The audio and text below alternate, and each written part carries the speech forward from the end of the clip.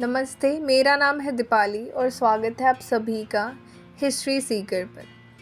आज हम जानेंगे कि कैसे 1929 की जो आर्थिक महामंदी थी उसने भारत को कैसे प्रभावित किया था।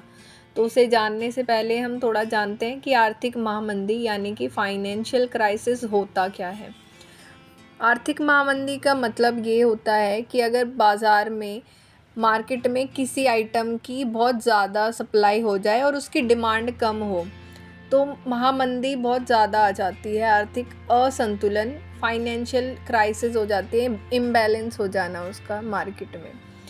तो साल जो 1929 में है वैश्विक महामंदी आई थी, मतलब पूरे वर्ल्ड पर इसका इफेक्ट पड़ा था जो 1929 की महामंदी थी।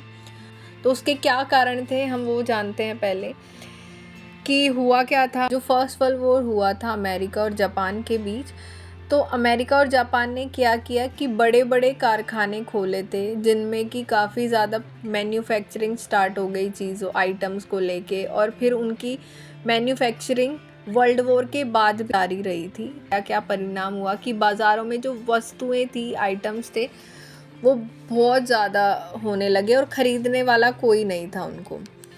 तो ऐसा था, ये वर्ल्ड वॉर 1 के टाइम पे हुआ। दूसरा जो है अमेरिका के शेयर बाज़ार में बहुत ज़्यादा गिरावट आ गई क्योंकि अमेरिका ने क्या किया, 23 अक्टूबर 1929 में अमेरिका स्टॉक एक्सचेंज में शेयर का जो प्राइस था वो अचानक से $5 अरब तक गिर गया था। ये ऐसा क्यों हुआ? क्योंकि अमेरिका ने जो है वर्ल्ड वॉर 1 के टाइम पे, फर्स्ट वर्ल्ड वॉर के टाइम पे, जो उनकी अमेरिका की जो फ्रेंड कंट्रीज़ थी या जो जिनसे उनके संबंध अच्छे थे जिन देशों से, तो अमेरिका ने उनको पैसे देना, फाइनेंशियली उनकी हेल्प करना शुरू कर दिया था, जिससे कि बहुत ज़्यादा अमेरिका के पास फाइनेंस की कमी हो गई थी। कर्ज़ की समस्या बढ़ गई थी जो है काफ़ी ज़्यादा। वर्ल्ड वॉर 1 के टाइम पे काफ़ी ज़्यादा यूरोपियन कंट्रीज़ जो है वहाँ पे बहुत ज़्यादा कर्ज़ बढ़ गया था उन देशों पे। जैसे कि ब्रिटेन जैसे शक्तिशाली देश भी अमेरिका के कर्ज़ के बोझ तले दबे हुए थे उस टाइम पे। अमेरिका जो है युद्ध में तो शामिल नहीं हुआ था, लेकिन उसने अपने मित्र राष्ट्रों को लगातार कर्ज़ दिया था, जैसा कि अभी बताया भी मैंने। लेकिन जब अमेरिका ने खुद से फाइनेंशियल क्राइसिस को झेलना शुरू किया तो अमेरिका ने 1929 में ही ये घोषणा कर दी थी शरद ऋतु में कि अब अमेरिका किसी भी देश को कर्ज नहीं देगा। जब अमेरिका ने ये घोषित किया था कि वो किसी भी कंट्री को अब कर्ज नहीं देंगे, तो काफ़ी देशों की, जैसे ब्रिटेन भी है, ब्रिटेन समेत कई देशों की जो मुद्राएं थी, उनकी करेंसी थी, उसकी कीमत बहुत ज़्यादा गिर गई थी। लैटिन अमेरिका और बाकी जो स्थान थे वहाँ पर जो है एग्रीकल्चर प्रोडक्शन और रॉ मटेरियल की कीमतों में भी बहुत ज़्यादा कमी आई थी। और इसके साथ साथ अमेरिकन गवर्नमेंट ने क्या किया था कि अपनी इस अर्थव्यवस्था की महामंदी से बचने के लिए उन्होंने जितनी भी चीज़ें एक्सपोर्ट करता था वो दूसरे देशों में भेजता था, उन पर जो है सीमा शुल्क बढ़ा दिया था और उसको बढ़ा करके 2 गुना कर दिया था, जिससे कि वैश्विक व्यापार को बुरी तरह से जिसने प्रभावित किया था। वैश्विक स्तर पर, मतलब इंटरनेशनल लेवल पर जो ये महामंदी थी, क्राइसिस था, इसका बहुत ज़्यादा प्रभाव इफ़ेक्ट हुआ था। जैसे कि दुनिया भर में जो है, जैसे अमेरिका ने अपनी जो अर्थव्यवस्था है उसको जितना तेज़ी से बढ़ाया था उतना ही तेज़ी से वो लुढ़क गई थी, गिर गई थी।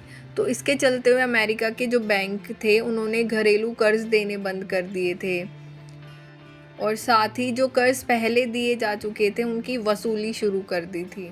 लेकिन जैसे पूरा देश ही जो है मंदी का शिकार था, तो लोग भी कैसे अपना कर्ज चुकाएं, तो वो भी काफ़ी लोग अपना कर्ज चुकाने में असमर्थ थे। ऐसे में काफ़ी परिवारों के मकानों और कारों समेत सभी ज़रूरी चीज़ें जो हैं उन्होंने ज़ब्त कर ली थी। काफ़ी जो बैंक थे वो लोगों के द्वारा जो उनका कर्ज था वो ना चुकाने की वजह से दिवालिया भी हो गए थे, बंद हो गए थे। और अगर आंकड़ों की बात करें तो साल 1933 तक 4000 से ज़्यादा बैंक बंद हो चुके थे क्योंकि वो लोगों से अपना कर्ज वसूल नहीं पाए थे।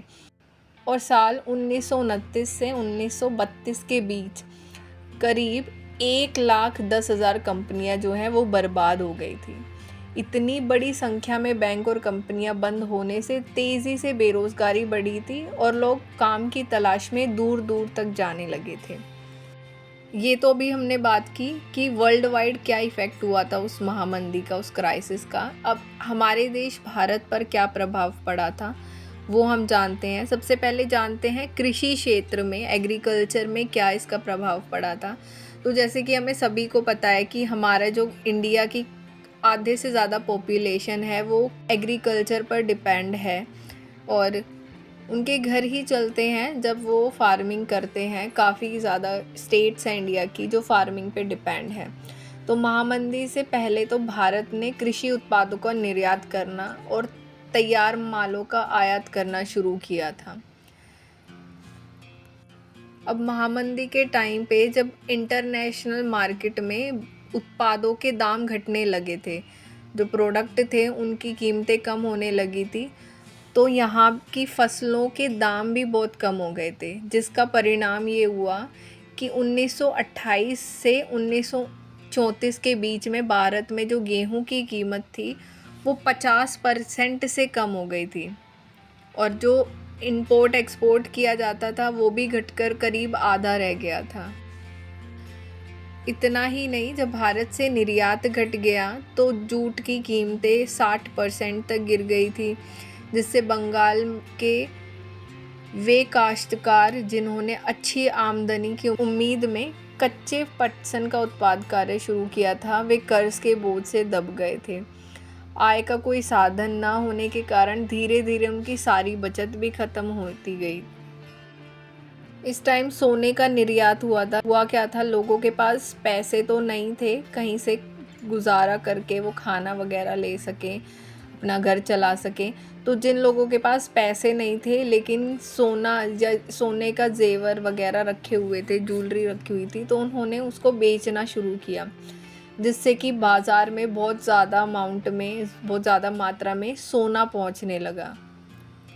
और ब्रिटेन के लोगों ने जो है इस मजबूरी का पूरा फ़ायदा उठाया था और भारत ने सोने जैसी कीमती धातुओं का निर्यात शुरू कर दिया था अब, जिससे ब्रिटेन की अर्थव्यवस्था तो सुधरी लेकिन भारतीय किसानों की स्थिति में कोई बदलाव नहीं हुआ था। फिर साल 1931 में मंदी अपने चरम पर थी और भारत में लोगों के बीच भारी असंतोष और उथल पुथल मची हुई थी। ज़्यादा जो प्रभाव पड़ा था वो उन लोगों पर पड़ा था जो वेतन भोगी कर्मचारी थे, मतलब जो डिपेंड थे अपनी सैलरी पर। जितने जो बिजनेसमैन थे उन पर तो इतना इफ़ेक्ट ज़्यादा नहीं पड़ा, लेकिन हाँ जो डेली वेजेस वाले लोग थे उन पर ज़्यादा इसका इफ़ेक्ट पड़ा था। आय का निश्चित साधन होने के कारण उन्हें अन्य लोगों की तरह भयानक संकट का सामना नहीं करना पड़ा था। जिनके पास ये था कि हाँ उनकी तो आय निश्चित है,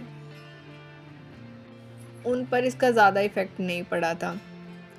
तो आज हमने जाना कि जो फाइनेंशियल क्राइसिस हुआ था 1929 में, उसके चलते कितने देशों को इसका नुकसान भोगना पड़ा था और कितने लोगों को जो है इसका इफ़ेक्ट हुआ था, जितने लोगों पर। और ज़्यादातर जो एरिया थे वहाँ पे व्यापार बंद हुआ था, उनका जो प्रोडक्शन था उसमें काफ़ी गिरावट आई थी।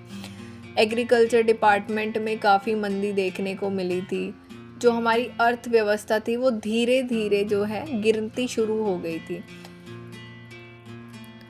तो ये थी हमारी आज की वीडियो। अगर आपको वीडियो अच्छी लगी तो लाइक, कमेंट, शेयर और सब्सक्राइब ज़रूर करें और ऐसे ही इंटरेस्टिंग वीडियोस के लिए बने रहिए हमारे साथ। धन्यवाद।